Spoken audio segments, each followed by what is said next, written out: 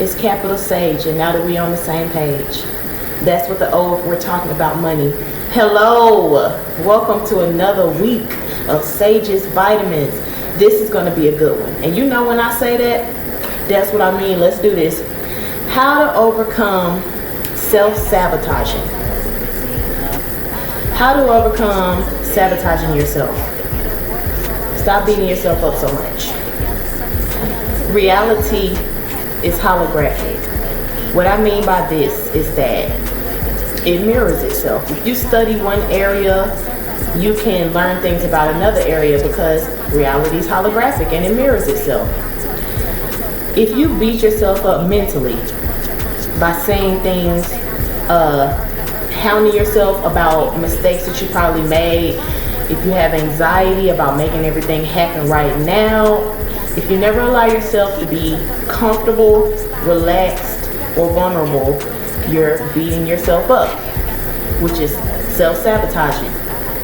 This shows up in the action realm or the physical realm as self-sabotaging behavior.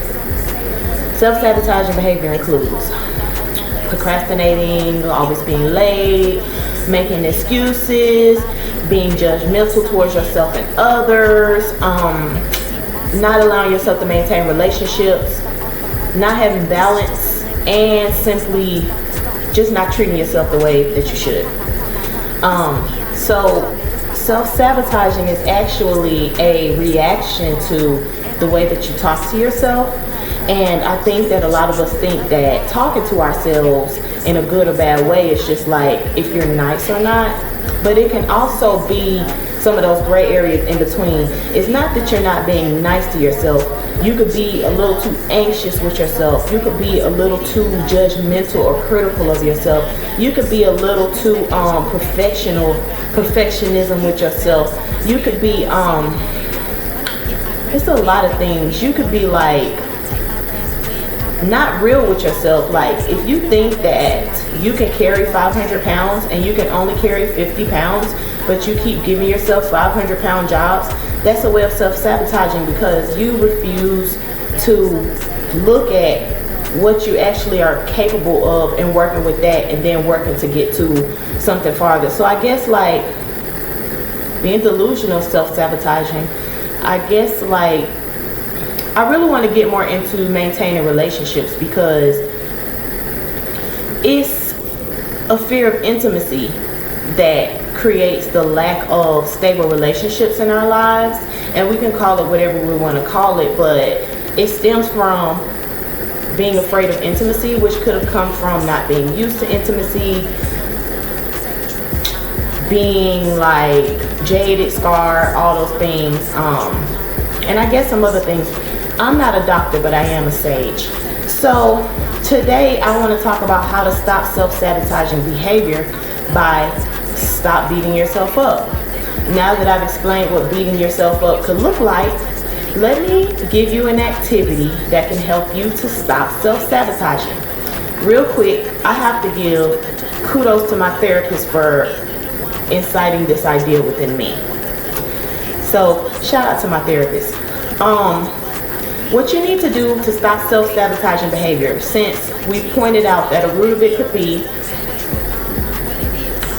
beating yourself up mentally. Have acceptance mantras.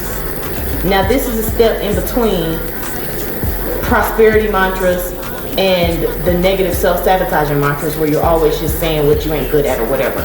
So in between positive mantras and what a lot of people already suffer with, which is self-sabotaging mantras, is acceptance mantras. I have been mean and it's okay. I have been lazy and it's okay. I've been too timid and it's okay. I haven't valued myself properly and it's okay. So on and so forth. Whatever it is that you need to accept, because the reason that we beat ourselves up is because you think that you're a terrible person because of some failures that you may have had. When the truth is that we all on this journey together, and everybody's learning and growing at their own pace at the same time. And so you just dealing with your thoughts and life's thoughts and other people's thoughts and reputations and this and that and where you're supposed to be at this point in your life and blah blah blah. Acceptance is good because it gives you a foundation. This is where you're starting from. But if you're always reaching and grasping for a dream and a goal and you never acknowledge where you actually are, it creates discomfort and dis-ease within yourself. I'm sure you can see why. You feel me? What you want to do is create solid foundations for yourself, and self-sabotaging is a indication that your foundations aren't solid, because you have to understand that you're not perfect and you always striving for perfection, and it's cool to be in between and always working. So how to overcome self-sabotaging behavior. I hope that helped you. It's Capital Sage. Hit the Cash App. I love you. See you next week. Sage. And now that we on